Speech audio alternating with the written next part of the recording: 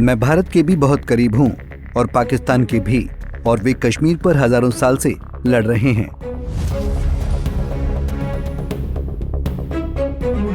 पहलगाम आतंकी हमले के बाद जैसे ही टीआरएफ ने इसकी जिम्मेदारी ली, वैसे ही भारत ने पाकिस्तान के खिलाफ कई सख्त कदम उठाए, क्योंकि टीआरएफ यानी द रेजिस्टेंस फ्रंट को पाकिस्तान के आतंकी संगठन लश्कर-ए-तैयबा का जम्मू कश्मीर में सक्रिय प्रॉक्सी विंग माना जाता है। भारत के एक्शन के बाद एलओसी पर दोनों देशों के बीच तनाव काफी बढ़ गया है। आज लगातार तीसरा दिन है जब पाकिस्तानी सेना ने उधर से फायरिंग की है। इसी पर वर्ल्ड पावर माने जाने वाले संयुक्त राज्य अमेरिका की 47वें राष्ट्रपति डोनाल्ड ट्रंप ने भारत और पाकिस्तान के बीच बढ़ रहे तनाव को लेकर अपनी प्रतिक्रिया दी है।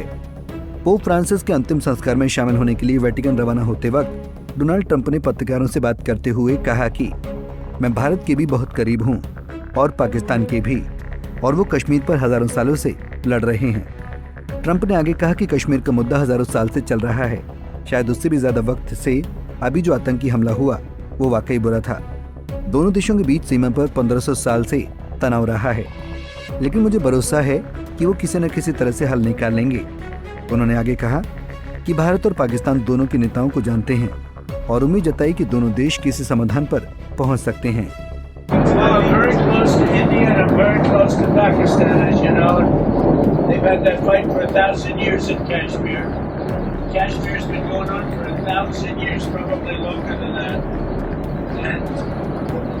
It's a bad one yesterday.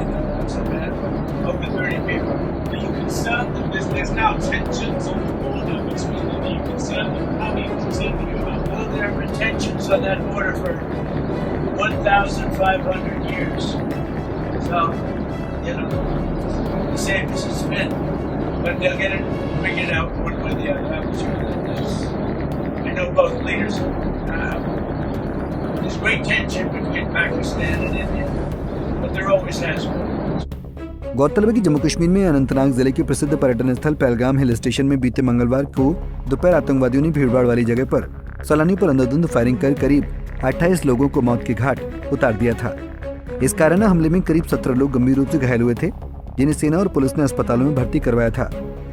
इस हमले के बाद से पूरा देश आज भी गमगीन है। सैलानियों की चहल पहल से गुलजार रहने वाला पहलगाम की सड़कें पर अब भी सन्नाटा पसरा नजर आ रहा है। दुकानों पर ताले लटके नजर आ रहे हैं। इलाकों में चारों तरफ दहशत का माहौल है।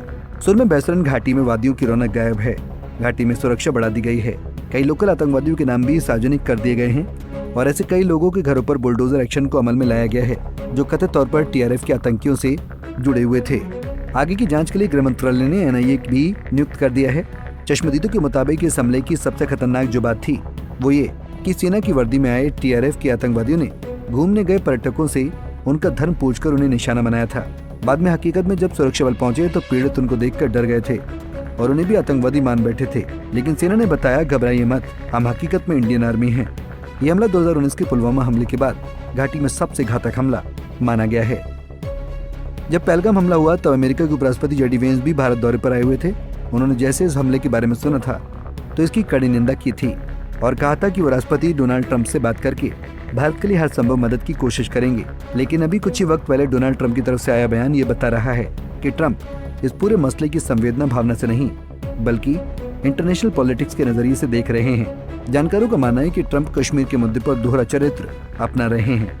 सही को सही और गलत को गलत कहने तक की हिम्मत भी नहीं जुटा पा रहे हैं। आपकी जानकारी के लिए बता दें कि अपने पहले कार्यकाल में डोनाल्ड ट्रंप ने भारत और पाकिस्तान के बीच कश्मीर मुद्दे पर मध्यस्थता की पेशकश की थी। उन्होंने यहाँ तक कहा था कि प्रधानमंत्री नरेंद्र मोदी ने उनसे मध्यस्थता का अनुरोध किया था, जिसे पाकिस्तान ने सख्ती से खारिज कर दिया था।